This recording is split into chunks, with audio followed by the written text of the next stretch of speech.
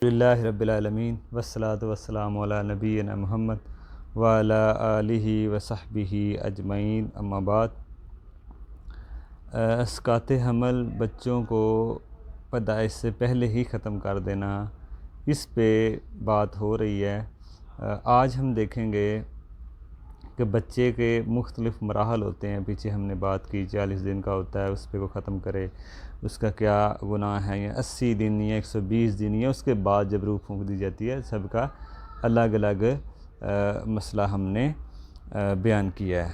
देखें, सबसे पहली बात यह है कि मिसाल के तौर पर असल चीज़ तो ये है कि बच्चा किसी भी मरहल में हो उसको गिराना जायज़ नहीं है, चाहे 40 दिन का हो जब पता चल जाता है, या 80 दिन का हो, या 120 दिन का हो, या उसके बाद का।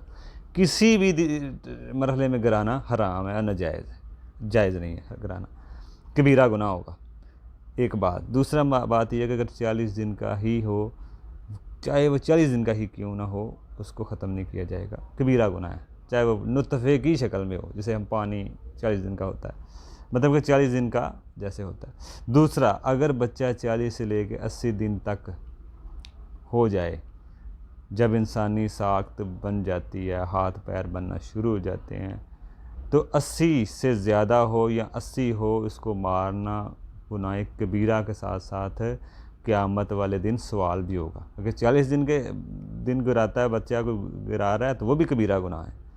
80 दिन का बच्चा अगर कोई गिराता है, हमल में माँ के पेट के 80 दिन का बच्चा है अभी, तो उसको गिराना भी कबीरा गुनाह है।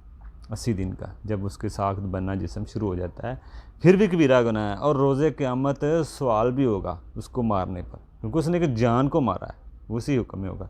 बाद लोग सोचते हैं कि ये कहाँ से उनको खिलाएंगे बच्चों को, ये सोच भी गुनाह की है कि आप ये सोचें कि इसको खिलाएंगे, आप ख़त्म कर देते हैं। इसीलिए बल्कि अहले इल्म ने ये भी बयान किया कि हमल किसी भी मरहले में हो, साख्त करना हराम है, उसको साख्त करा देना।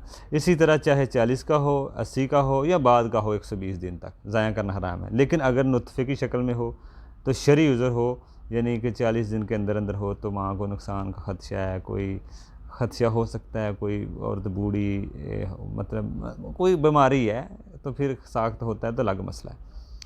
या ये नहीं कि औरत बंदा ये अज़र बना ले जी औरत बूढ़ी लगना शुरू हो जाएगी, या हम इसको अभी मूड नहीं है, या कोई बनावटी ख़दशा है, कोई अपने तरफ से कुछ चीज़ें बना ली हैं, अब बच्चे अभी छोटे हैं, तो ये उज़र नहीं चलेंगे।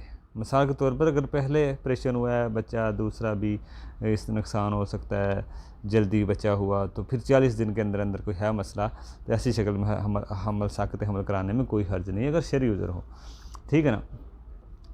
तो इसी सूरत में सगात हमल कराना जायज़ हो सकता है शरीफ से। दूसरी अहले इल्म, अगर 40 दिन से ज़्यादा गुजर जाए, तो इस सूरत में सगात हमल कराना भी हराम होगा, यानी कि 80 दिन का। अगर कोई माहिर डॉक्टर कहें कोई शरई उज़र हो, अलग मसला है, सगात हमल कराना जायज़ होगा। अगर माँ की ज़िंदगी को ख़तरा हो, शदीद ख़तरा लाक हो सकता है, अगर हमल में मरहले में जब रूह फूंक दी जाती है, तो फिर बाद में सगात हमल कराना जायज़ नहीं है। ये तो मसला है 80 दिन का, कोई शरई उज़र हो, औरत को शदीद ख़तरा 80 दिन का भी है या 120 तक है, तो आप कर सकते हैं। लेकिन जब उसमें रूह डाल दी गई है, रूह फूंक दी गई है, जब वो जान बन गया 120 दिन के बाद, फिर कोई सूरत नहीं है, फिर कोई सूरत नहीं है बच्चा ज़ाया कराने की, चाहे आपको 95% ख़तरा हो। हाँ, एक चीज़ है, अगर माहिर डॉक्टर ये कह दें कि माँ की ज़िंदगी को 95% ख़तरा है, तो माँ अगर हमल हुआ तो माँ मर जाएगी, तो ऐसी सूरत में फिर जायज़ होगा, क्योंकि माँ की जान बचाना को अहम होगा बच्चे की निस्बत से।